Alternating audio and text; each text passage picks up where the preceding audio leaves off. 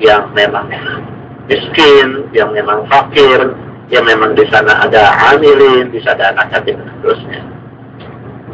Kemudian zakat harta yang berikutnya pasti al-mawashi, peternakan, hewan ternak. Ya Allah, ya. Kita lupa dengan anak-anak kita tidak kenal kus-kus lagunya, bukan lautan hanya kelam susu, ya. Tongkat dan batu, ya, itu semuanya menjadi tanaman.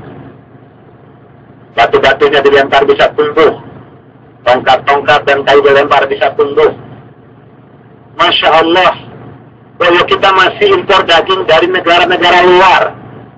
Anak bin ajaib, apa sebabnya? Ya, karena memang dari sektor pendidikan. Dan tentunya ini yang masih terus kita pertanyakan, ada apa dengan pendidikan kita? Masa daging saja harus masih berimpor dari negara-negara luar? Negara kita pulaunya begitu banyak, 17.000 pulau. Kalau 5.000 pulau saja dilepas sapi atau kerbau atau binatang atau hewan ternak lainnya, kita sudah tidak perlu daging lagi dari mereka, kita bisa swasembada daging. Kenapa? Ya karena memang kesannya tidak indah kalau namanya peternak. Beda zaman kita masih kecil dulu, yang namanya peternak itu adalah pahlawan dan bintang film. Kan cowboy itu bintang film dulu, cowboy, ya pengembala sapi kan. Mereka difilmkan dari itu, mereka orang-orang hebat, orang-orang jaga pakai jeans, pakai celana lapis, pakai topi yang gagah, pakai kuda yang sangat hebat. Dan itulah pengembala. Kita sekarang kalau namanya pengembala kesannya miskin, dekil, kumal, bau. Ya bagaimana mereka anak mau turun ke sana? Padahal yang kaya, dan itu sangat cepat kekayaan itu bisa diraih lewat peternakan. Karena dia, ya, berwirata dan dia selalu akumulatif pertumbuhannya. Beda dengan usaha-usaha yang lain. Nah, kalau sapi, kalau kerbau, kalau kambing, pertumbuhannya akumulatif. Kalau kita punya sapi atau punya kambing di tahun 2100 ekor, di tahun 2002 kambing kita bukan 100 ekor, sudah 300 ekor.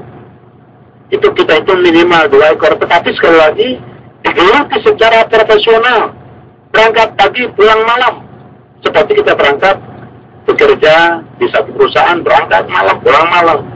Kalau kita geluti seperti itu juga, kita Masya Allah punya hewan ternak kan udah sangat berantai itu kekayaan.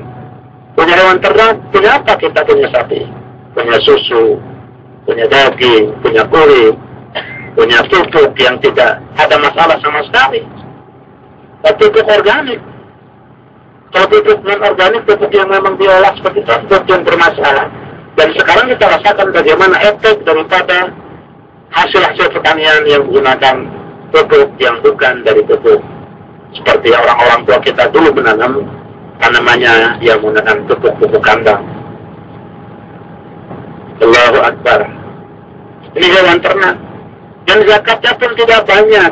Kita punya kambing 40 sampai 120, zakatnya cuma 1 ekor. Punya sapi 30, 1 ekor zakatnya. Punya sapi 40, 1 ekor zakatnya.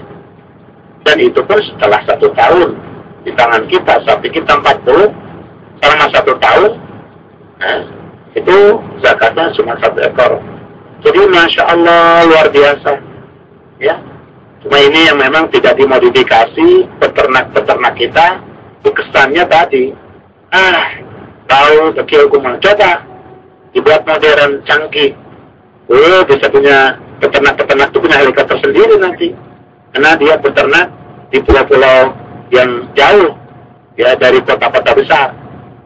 Ya, ini zakat hewan ternak. Dan hewan ternak itu bukan hanya onta yang tadi kita saksikan di sana, tetapi di alam kita Allah berikan hewan ternak yang sesuai dengan alam kita. Ya, kita lepas saja. Kita pernah menelusuri kawasan Sumatera Selatan. Itu ada satu orang punya sapi, 500 ekor sapi, tidak ada kandangnya. Kenapa ya? Karena mereka punya lahan yang begitu luas, semuanya dilepas sapinya di kebun kopinya dan di kebun-kebunnya di hutan belantaranya. Allahu Akbar. Kalau ini terus dikembangkan oleh anak-anak muslim, maka tidak ada istilah nganggur, dan kita tidak ada yang istilah tidak punya pekerjaan. Semuanya punya pekerjaan. Dari sektor pertambangan luar biasa. Orang tua kita pernah bercerita, pada tahun 84 saja, supir truknya saja, itu gajinya 4.084 supir truk. Bayangkan, tahun 84 Bapak, yang namanya Depok dan Citayam itu tempat jin buang anak. Orang punya tanah 1 juta bisa punya 5.000 meter. Orang beli, boro-boro beli, dikasih aja pada nggak mau. Ini pertambangan begitu banyak menyedot tenaga kerja, dan dari sana pula kekayaan Allah yang berlimpah Allah berikan buat kita semuanya. Kemudian peternakan, ya. Peternakan nikmatnya bukan main. Kalau kita bisa makan daging fresh, bisa minum susu yang fresh, dan betul-betul memang asli, dan tahu kita produksinya dari bumi kita, dari negara kita, dari tanah kita, dari kandang kita sendiri. Nah, kalau namanya susu dari negara-negara luar, apa kita tahu? Ya, bagaimana pengolahan, dan apakah mereka jujur? Apakah mereka tidak jahat? Padahal mereka itu sama kita, ya banyaklah tulisan-tulisan yang saya juga nggak tahu kebenarannya tentang vaksin misalnya. Ada apa dengan vaksin? Ya. Ada apa dengan ini dan itu? Yang mereka kadang-kadang kirim makanan ke kita, sekedar teliti banyak mengandung komponen-komponen yang merusak kesehatan kita. Ini kan kalau tidak ada unsur kajian namanya ya bagaimana?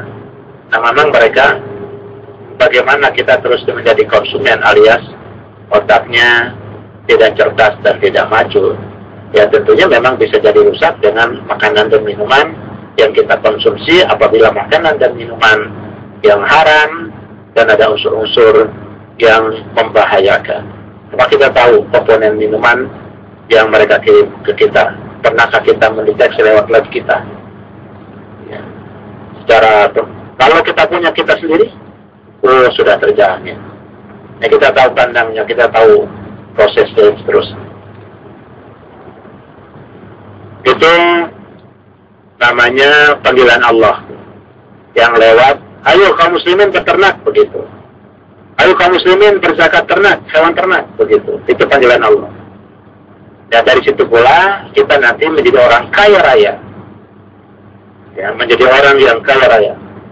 Ya, dengan hewan ternak tersebut.